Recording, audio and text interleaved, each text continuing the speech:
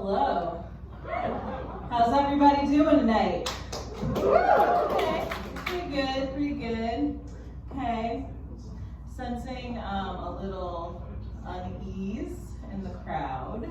So I'm gonna go ahead and answer this question off the bat, just clear it up for you off the top. I'm black. I'm black. Both of my parents are black. I'm black. I'm not mixed. I'm black. I'm black. I know that it's confusing because I'm the color Michael Jackson was aiming for. I know that I am, but I'm black. I have to tell people because obviously, like, people think I'm mixed a lot. And it's like, when I have a bad hair day, I don't want people to think it's because I had a white mom. I want them to know it's because I'm depressed. You know, it's like if I am in the club and I am dancing on the 1 and 3, it is not because I have a white relative. I'm probably drunk and I need to go home. That's all. It's just, I have to explain, I like to troll people on the internet because I'm an American. It's what I do. I like to do that on Twitter. I like to just talk shit. And one day I decided to talk shit about Nicki Minaj on the Lord's internet. It's a brave choice. I decided to talk about Nicki Minaj, which upset the Barbs. That's her army of fans, the Barbs. They came for me. They found my phone number. They found my address.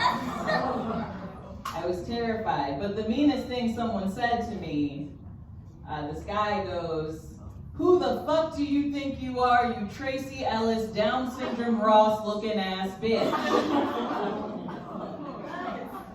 That's rude. Because she's mixed. They made a whole TV show about it. It's called Mixed-ish.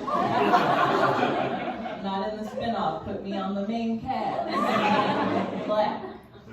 But yeah, you know, I am this color. Mostly there was an Irish man who raped my great-great-grandmother. So now I look like this. A little dark. Got a little too real. It's just the black Irish in me, baby. That's all that is, just the black Irish in me, you know? I did like the ancestry DNA because I wanted to know exactly what house to head to when the race war hit. That's why I did it. I spit in the tube, I got the address. I found them on Facebook, I did it, I got all the info. I found this white Irish family, you know? And if you thought, what are white people afraid of? It is a Facebook message from their secret black relative. And they did leave me on red. They didn't reply. I don't know, I would have just wanted to grab a meal. Maybe we could get dinner or something, coffee. But I would have made them pay. So I understand why they didn't get it. You know. But my family is from Texas and Louisiana. Yeah, I saw one white girl smile. Texas and Louisiana, it's just like Beyonce. You know? Texas and Louisiana, like Beyonce. And yeah, you know, I am just like Beyonce, basically, except an Irish man like my great-great-grandma. There it is, that's the one difference. My family recently decided that I'm old enough to know these family secrets. This was stuff that they had always just kind of we all secretly assumed and kind of knew, we all kind of knew my grandfather had other kids and stuff. We all at his funeral, my grandma invited all these people that we were they kind of look like us. You know? We always kind of knew, and then you reach that age, and finally they're you're old enough to know the family secrets. Maybe this is just a black family milestone, where you reach a certain age and they're just this is why we stopped inviting Uncle Bobby to the family reunion. You just your Uncle Tommy is actually your cousin. Your brother is your father. You know? And for me, I hit that age and they were Well, you knew Grandpa had other kids, you know. Fair enough. You know, I know black men don't cheat now, but in the 70s, what else were you gonna do with there's no Facebook, no internet? I would have had children all over this great country. Okay? Also, he was a trucker. Come on. So, you know, they were like, you know Grandpa had other families. And I'm like, yeah. But the thing is, when you find out your grandpa had secret families, you assume that you're the main family. Come to find out, we were the secret family. The whole time, we were the secret family. They're like, yeah, Ashley, we have this letter from Grandpa's first wife. Yeah, Grandma was a harlot who stole a married man. That's what they're telling me. They're like, we have this letter from his first wife. And it starts with, Dear O.L. O.L. is my grandpa's initials. He went by O.L. His real name was Othalie. He wasn't getting a lot of pussy with that name. So he went by O.L. and he got a lot of pussy with that name.